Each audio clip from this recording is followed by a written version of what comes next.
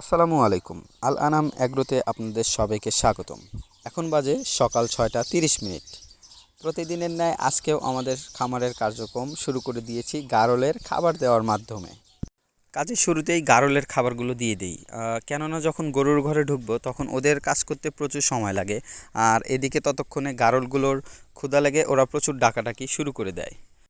সকালে গারলগুলোকে আমরা খেতে দেই হচ্ছে জিরো সাইজ করে কাটা খড়, অল্প একটু গমের ভুসি এবং আমাদের গরুর মিক্সচার খাদ্য থেকে অল্প একটু মিক্সচার খাদ্য। এরপর অল্প কিছু পানি দিয়ে শুকনো শুকনো করে খড়গুলো সুন্দরভাবে মাখিয়ে গারলগুলোর খাবার স্থানে দিয়ে আমরা চলে যাই আমাদের গরুর ঘরের দিকে।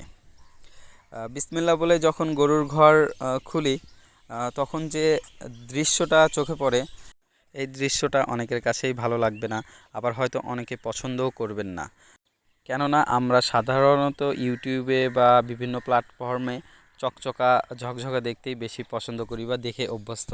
কিন্তু এই চকচকা ঝকঝকা রাখার পিছনে যে কত মেহনত করতে হয়, কত পরিশ্রম করতে হয়, তা শুধুমাত্র একজন খামারেই জানেন।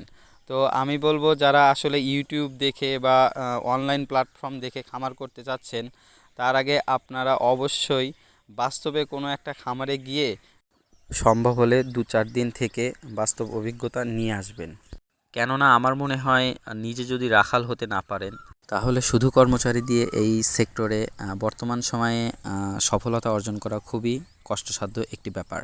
হ্যাঁ, যারা বাণিজ্যিকভাবে অনেক বড় পরিসরে করতে চাচ্ছেন তাদের হিসেবটা ভিন্ন, কিন্তু আমার মতো যারা 2টা 4টা দিয়ে ছোট পরিসরে শখের বশে হোক আর বাণিজ্যিকভাবে হোক শুরু করতে চাচ্ছেন, তারা অবশ্যই নিজেকে একজন পরিপূর্ণ রাখাল হিসেবে প্রস্তুত করবেন। বর্তমান সময়ে ডিজিটাল প্ল্যাটফর্মগুলোতে আমরা একটি খামারের কার্যক্রম হয়তো 2 মিনিট 4 মিনিট 5 মিনিটের মধ্যে দেখে শেষ করে ফেলি, কিন্তু এই 2-4 মিনিটের মধ্যে কত ঘন্টা কেটে যায় এটা আমরা বুঝতেও পারি না। এই যে সকাল থেকে শুরু করে প্রায় 1 ঘন্টা হয়ে যাচ্ছে, এখনও কিন্তু খামারের অর্ধেক কাজও সম্পূর্ণ করতে পারিনি। সর্বপ্রথম কিন্তু শুরু করতে হয় ওই যে গোবর ফালানো দিয়ে, এরপরে সুন্দর করে সম্পূর্ণ ঘর ঝাড়ু দেওয়া। আর এখন দেখতে পাচ্ছেন এই যে ওদের সামনে রাত্রে যে ফ্রেশ সাদা পানিগুলো দিয়ে রেখেছিলাম, ওগুলো সম্পূর্ণ ফেলে দিচ্ছি। শুধু ফেলে দিচ্ছি না, এই পানি দিয়ে সম্পূর্ণ ফ্লোর ভালো করে ভিজিয়ে দিচ্ছি, তা না হলে গোবরগুলো ভালোভাবে উঠবে না। তো এরপরে চলে যাই হচ্ছে খড় আনতে। এই যে দেখতে পাচ্ছেন আমাদের খড়ের পালা। এখান থেকে খড় অনেক আগেই খুলে রেখেছিলাম। আগে বলতে যেহেতু রমজান মাস চলছে, যেন আমাদের কষ্ট একটু কম হয়, তো যার কারণে সেহরিতে খাবার সময় খড়গুলো খুলে রাখা হয়। অনেকে হয়তো বলতে পারেন যে শুধু খড় কেন খেতে দিচ্ছি, ঘাস কোথায়? আসলে আমাদের নিচু এলাকা, তো যার কারণে বর্ষা মাসে আমাদের সমস্ত ঘাসের জমি ডুবে যায়।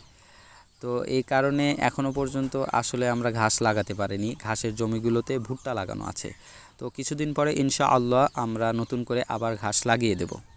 তো যারা খামার করবেন, একটা কথা বলে রাখি, অবশ্যই খামার করার আগে ঘাসের ব্যবস্থা করে রাখবেন, কারণ ঘাসের বিকল্প আসলে কিছুই হতে পারে না। কথায় বলে না, যার ঘাস নেই তার খামারও নেই, কথাটা একদমই বাস্তব। কারণ হচ্ছে, আপনি যদি ভাবেন যে ঘাস ছাড়া খামার করে এখন বর্তমান সময়ে লাভবান হবেন বা ভালো কিছু করবেন, এটা আসলে আমার মনে হয় কখনোই সম্ভব নয়। কারণ খড় এবং গরুর খাদ্যের যে দাম, এটা দিয়ে আসলে কখনোই কোনোভাবে পোষানো সম্ভব নয়। আমাদের জন্য দোয়া করবেন।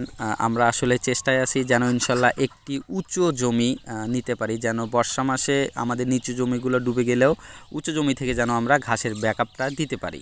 এভাবে সম্পূর্ণ ঘর পরিষ্কার করা শেষে শুরু হয় আমাদের দুধ দহনের কাজ, যা পরবর্তী ভিডিওতে আপনারা ইনশাল্লাহ দেখতে পারবেন। সবাই ভালো থাকবেন। আসসালামু আলাইকুম।